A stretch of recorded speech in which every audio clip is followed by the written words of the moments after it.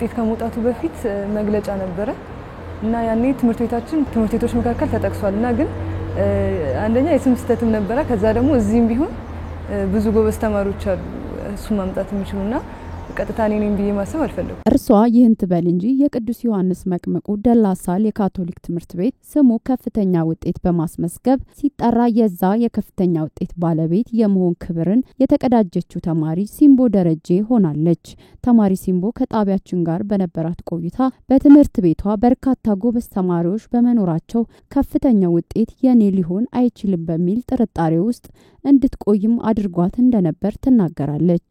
ከዛ ግን በነጋታው ፕሪንሲፓል ደወለልኝና ኮንግራቹሌሽንስ ምናምን ሲለኝ ያኔ ነው ውጤት ከመውጣቱ በፊት ከዛ ውጤት ሲነገርና በሚዲያ ምናምን መዘዋወር ሲጀምር ደግሞ በቃ ያኔ በጣም ደስ የሚል ስሜት አለ። በ2017 ዓ.ም የሁለተኛ ደረጃ የ12ኛ ክፍል ማጠቃለያ ፈተና ከወሰዱ 585882 ተማሪዎች መካከል በአገር አቀፍ ደረጃ በማህበራዊ ሳይንስ ትምህርት በኦሮሚያ ክልል የሚገኘው ከአምቦ አዳሪ ትምህርት ቤት 562 ከፍተኛ ውጤት የተመዘገበ መሆኑን ተጠቅሷል። በአዲስ አበባ ከተማ ፈተና ከወሰዱ ትምህርት ቤቶች መካከል ደግሞ የቅዱስ ዮሐንስ መጥምቁ ደላሳል የካቶሊክ ትምህርት ቤት ተማሪ የሆነችው ሲምቦ ደረጀ በማህበራዊ ሳይንስ ዘርፍ 548 በማምጣት ቀዳሚ መሆኗን የትምህርት ሚኒስቴር አጠቃላይ የ12ኛ ክፍል መልቀቂያ ፈተና ውጤትን ይፋ ባደረገበት ወቅት መግለጹም ይታወቃል። ኤንቢሲ ኢትዮጵያ ተማሪ ሲምቦ ደረጀ ውጤቷን ከሰማሽ በኋላ የነበራትን ስሜትም ጠይቋል። ከማህበራዊ ትምህርቶች መካከልም የታሪክ ትምህርትን 94 እንዲሁም በሂሳብ ትምህርት ደግሞ 93 ማስመዝገቧን ስትገልጽልን ተማሪዋ ውጤቱን ያስመዘገበችው በነበራት ጠንካራ ያጠናን ዘዴና በመምህራኖቿ የማይቋረጥ ድጋፍ መሆኑንም ከመናገር አልሸሸገችም። በጣም ጥሩ አስተማሪዎች አሉን እሱ ራሱ ሌላ ሞቲቬሽን ነው እንድታጠኝ የሚያደርግ ማለት ነው። ያጠናን መንገድ ላልሹ ደግሞ ብዙ ለየት ያለ ያጠናን መንገድ የለኝም ግን ዋናው ነገር ማተኩረው ነው ምንድነው ቴክስት ቡክ ላይ ያለው ነገር መጀመሪያ በደንብ ለመረዳት ነው ሞክር እሱን ካደረኩኝ በኋላ ሌሎች የሚያጠናክሩልኝ ነገሮች ካሉ እነሱን አነባለሁ። ደግሞ በየጊዜው መልሼ የማነባቸው ነገሮች አሉ አንድ ጊዜ ከተረዳሁት በኋላ መለስ ብዬ ደግሞ በየጊዜው ማነባቸው ነገሮች አሉ።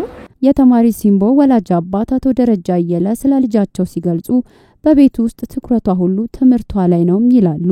እሷ ለትምህርቷ የሚሰጠው ቦታ በጣም ትልቅ ነው። ዋና ትኩረቷ ትምህርቷ ነው። ውሏም ቤት ትምህርት ቤት ነው። ብዙ ጊዜ ትምህርት ቤት ነው የምታሳልፈው። ትምህርቷን በጣም ታጠናለች። እኛም የምትጠይቀን መጽሐፍ ነው። መጽሐፍ ጠይቀናለች። እሱን እናግዛታለን። እሷ በትምህርቷ ከማንኛውም ጊዜ በላይ ለትምህርቷ ቦታ ሰጣለች፣ ታጠናለች፣ ታነባለች። ከኛ ጋርም ያላት ኢንተራክሽን በጣም ከባድ ነው። እንወያያለን። የምታጠናውን የምታነበውን ውጤቷንም በየጊዜው ትነግረናለች፣ እንነጋገራለን።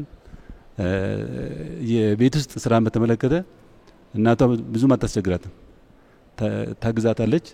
ነገር ግን ብዙ ጊዜዋን እንድታጠና ነው የምትፈቅድላት። የቅዱስ ዮሐንስ መጥምቁ ደላሳል የካቶሊክ ትምህርት ቤት ርዕሰ መምህር የሆኑት ብራዘር ካሱ በበኩላቸው ስለ ተማሪ ሲምቦ የትምህርት ቤት ቆይታዋ ሲናገሩ የ8ኛ ክፍል ውጤቷም ከፍተኛ እንደነበር በማስታወስ በተመሳሳይ የ12ኛ ክፍል ከፍተኛ ውጤትም ያመጣችው እሷ መሆኑን ምስክርነታቸውን ሰጥተዋል። ሲምቦን እውነቱን ለመናገር በጣም ሀምብል የሆነች ተማሪ ናች። ባይ ዘ ዌይ እስካሁን ድረስ ምናልባት ስትናገር አልሰማሁኝም። የ8ኛ ክፍል ሚኒስትሪ ውጤትም 100 ነው ያመጣችው። አሁንም ያንን ፔስ አስጠብቃ ነው እዚህ የደረሰችው። ሲምቦን ይሄ ያመጣችው ውጤት ኢቭን ከዛም በላይ ታመጣለች የሚል ነው እኔ የምጠብቀው።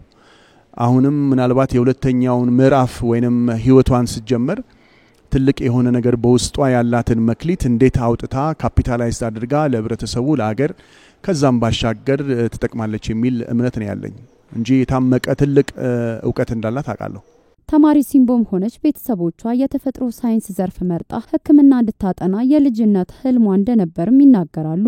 ነገር ግን ወደ ሁለተኛ ደረጃ ትምህርት ቤት ካመራሽ በኋላ ለማህበራዊ ሳይንስ ትምህርት ዘርፍ ባደረባት ፍላጎት ሐሳቧን መቀየሯንም ትናገራለች። በከፍተኛ ትምህርት ተቋምም የሚኖራት ቆይታም በዚሁ ዘርፍ ስር ከሚገኙ የትምህርት መስኮች መርጣ እንደምታጠናም ጠቁማለች። 9ኛ ክፍል ከጨረስኩ በኋላ ሶሻል ለመግባት ያሰብኩት ያው ሳይው ዝንባሌ ወደ ሂስትሪ ይሄዳልና እና ደግሞ ሌሎች ያሰብኳቸው ነገሮችም ነበሩ።